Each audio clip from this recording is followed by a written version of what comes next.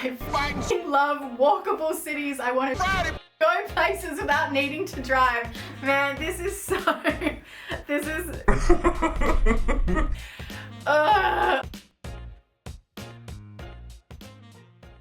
What is up, imperfect people? I'm one imperfect person. Welcome to the inaugural video where I react to some of the internet's top tier sustainability memes. I work in sustainability. Notoriously, I am not particularly one to scroll through the hours and hours worth of memes on the internet. Raz has pulled together some of his finest sustainability memes for me to have a scroll through today, and we'll see what kind of triggers we pull up from the depths of my psyche.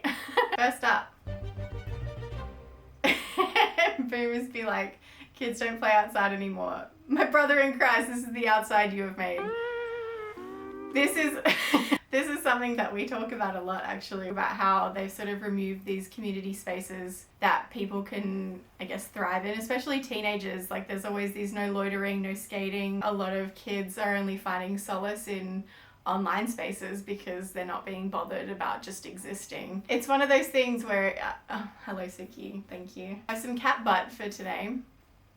Alright, she's joining us for the rest of the video. So much commercialization, and especially in terms of like urban sprawl, there's this ongoing industrialization of spaces that were typically full of nature, and so people just aren't spending time in them anymore because they're not fun. As a teenager, I used to hang out in shopping centers because it was a communal space that we were allowed to exist in. We still got in trouble. I got kicked out of a shopping center once because I was walking around with a free hug sign. I made a YouTube video about that in 2009.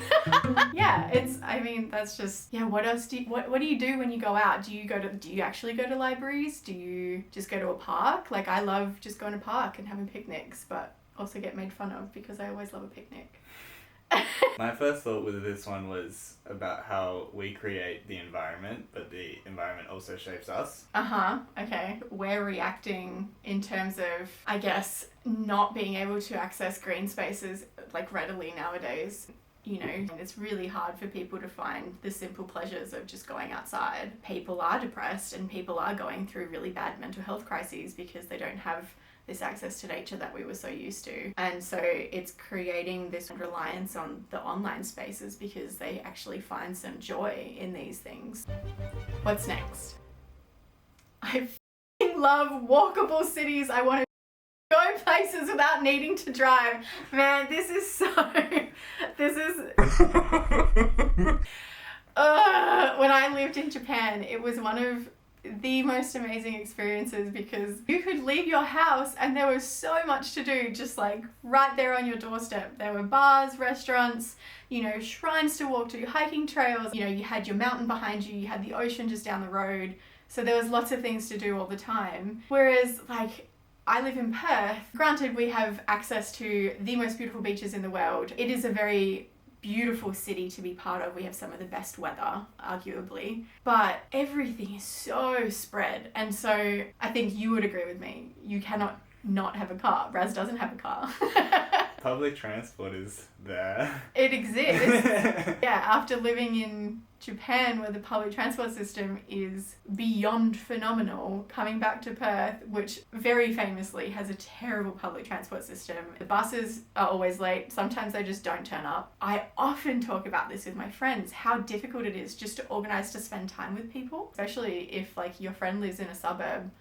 It's really hard to access their house. You're trying to catch a bus there and it's going to take you, you know, an extra hour or two just to get to that place where it'll be a 10-minute drive. For people, especially younger people who are looking to go and spend time with their friends in a way that it's not spending money, same comment as before. There's this innate need to sit down at a bar and buy a drink, or go to a restaurant and buy food, or go browse the boutiques and the shops that are there and spend money and buy something because you feel bad for not doing so.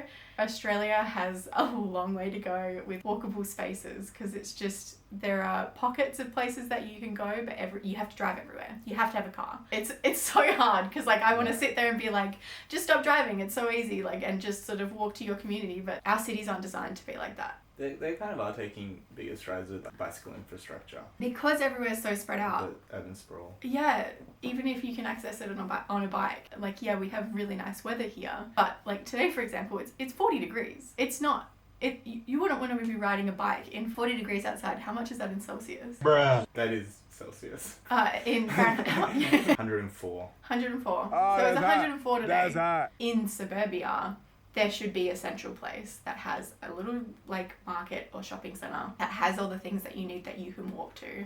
They used to have it, and they've gotten rid of it all because of these huge conglomerates coming in with their shopping centres, and so it's like they've gotten rid of like all the smaller local stuff. They don't exist anymore. So yeah, just thoughts. Next. Human being, all other species, shoots in the head. Is there life elsewhere in the universe? I think this is often a point of conversation for people in the sustainability community about why are we exploring space when we still haven't really perfected our planet. It shouldn't be that we're relying on the fact that there might be a different planet that we can inhabit if we fuck this one up. In the sustainability realm, it's like, well, actually we still have an opportunity to live here. Can we just fix this, please? There's also the factor that investing in spacefaring technology helps us here on Earth. I guess so, and there's also the argument of asteroid farming and like getting certain materials so we're not digging it out of our own planet. But I think there's an argument to be made that we don't know how that's affecting the universe either. If it's affecting our planet as much as it is, surely if we're removing certain things from space and then introducing them to Earth, that's got to have an effect. Like, it seems, it's always so bizarre to me that we're focusing so much on, I don't know, just for the sake of human progress. Yeah, I don't understand it. Too much carbon footprint, rides bike. Too much single-use plastic at fast food place, so eats in. Too much packaging at candy store, so buys an apple. Wait a minute, has having a sustainable lifestyle made me healthier? Whoa! Sustainability is such logic to me, and it shocks me to no end when I talk to people about it and they kind of go, well, that's just logic. And I'm like, Yes. and yet we still don't do it. I'm not perfect, hence this channel. I'm one imperfect person, just like everybody else on the planet. So, as I said before, riding a bike every day isn't feasible in my brain, because if I'm riding a bike to work every day, it also means I have to have a shower at work. It also means that I need certain clothing to be able to ride to work and like a particular backpack, and so I'm consuming in a slightly different way. And granted, yes, it'll make me healthier in the long run and it'll reduce my carbon footprint quite significantly. But for that to be sustainable, because there's more layers to sustainability than just carbon footprint. For that to be sustainable in my own life, I need to feel motivated to do it. And if I'm getting sweaty and hot and feeling uncomfortable and then having to work a full day, that doesn't seem sustainable in my life. Yeah, it's really hard, and this is why I wanted to create this channel, because often in the sustainability realm, people are made to feel guilty if they're not doing absolutely everything they can. It's so much more important that you're doing something. Anything. And yeah, it does make you healthier, because sustainability is not only better for our planet, but better for us and better for our communities. It's logic. I don't know how else to explain it. Just like, yes, it makes sense. Okay, next. My crop's doing well. Irrigation is the future. I love him. He has a little gourd, like, necklace thing. Is he supposed to be, like, back in the day, or he's like created irrigation? Nothing to say about irrigation. I do. Industrialization of agriculture is a huge problem, but irrigation and making home agriculture and sustainable agriculture is still a possibility, and it exists. We've just taken it too far. That's all I have to say. Sorry, camera died, so the lighting will be a bit different and potentially the framing is a little off, but back at it. I told you giving coal to the bad kids is gonna backfire. Yeah. What can I say? The world is being run by bad kids right now. I was actually thinking about this, about how millennials in my generation and then Gen Z and now Gen Alpha have kind of been fed this sustainability narrative, and so we're gonna see, I guess, this like monumental shift as like more of these generations come into power. They'll be more likely to actually support, whereas the people in power now, you know, it wasn't something that they had to worry about for a very long time. So, and they're kind of being forced to worry about it at this point. Okay. It's that easy. 80s. Pick up your litter and save the earth. 90s. Recycle and you can save the earth. 1000s. Reduce your carbon footprint and you can save the earth. The 10s. Completely restructure global economic systems and you may be able to save a remnant of humanity. Oh, it's so depressing.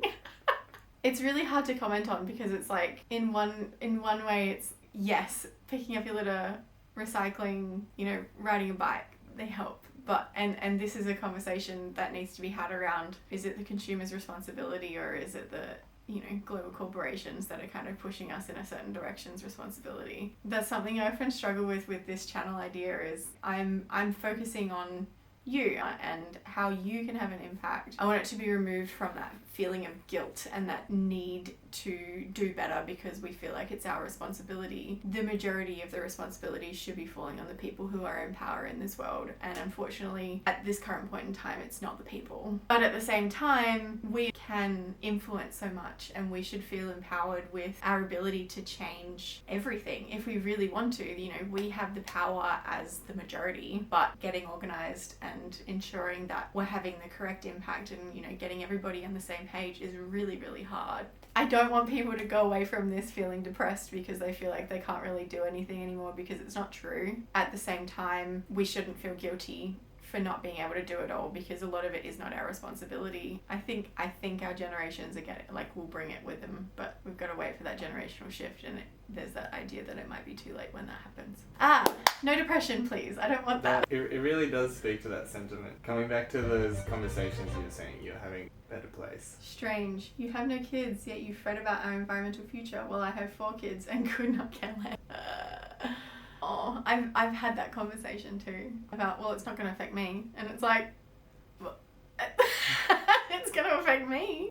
The biggest thing is, like, as people, we need to move away from that anthropocentric ideation of like whatever happens in the environment, we're separate to it, because it's like we're animals, like we exist in the environment. Without the environment, we're fucked. Like, it's just so wild to me that people don't consider that, but they go like, oh well, it's not in my lifetime, and it's like, it shouldn't matter. Do you not have any humanity? I don't know, it's so strange. Some people would argue that we've overcome the animal side of ourselves, and we've come to a point where we can have control over the environment and not have to worry about the environmental implications. Which is so untrue, right? Like, there is no way we've overcome the environmental implications of existing on this planet. Otherwise, climate change wouldn't be a problem. And we'd be fine. It wouldn't matter. We'd be able to survive. But realistically, with climate change, we're the ones that are fucked. This is a conversation I used to have when I started studying sustainability. That would be like, oh, well, like, the environment's fucked, whatever. No. If we don't have air to breathe, we die. Like, money's not going to matter then. It doesn't matter how much we're able to afford if we don't have air to breathe. Let's focus on that. Like, that's a big problem for everybody. Next question. SD card issues this time. What's next? Weather control machine, big oil. It's so depressing because it's so true. There needs to be more responsibility taken by these corporations, and yet here we are.